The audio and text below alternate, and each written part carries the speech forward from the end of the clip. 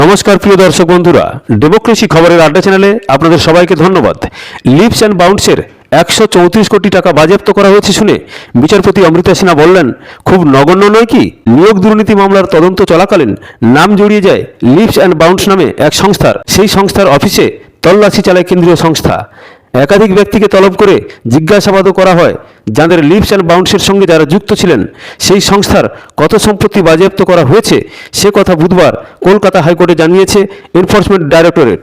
এদের বিচারপতি অমৃতা সিনহার বেঞ্চে ইডি জানিয়েছে মোট 134 কোটি টাকা বাজেয়াপ্ত করা হয়েছে।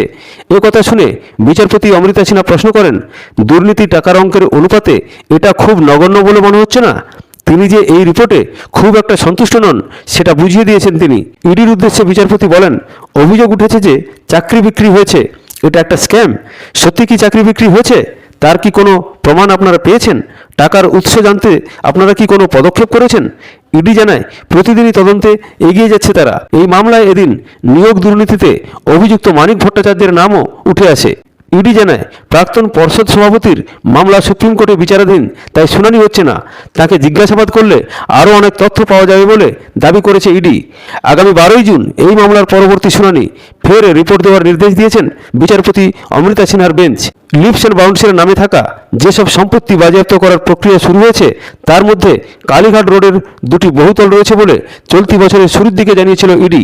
ইডির দেওয়া তথ্য বলছে, এর মধ্যে একটি বাড়ি কিনেছিলেন সুজয় কৃষ্ণ ভদ্র ও অপরটি কিনেছিলেন অমিতাভ বন্দ্যোপাধ্যায়। খবরের সঙ্গে থাকবেন, ভালো থাকবেন। ভালো লাগলে চ্যানেলটিকে লাইক এবং সাবস্ক্রাইব করবেন। ধন্যবাদ, নমস্কার।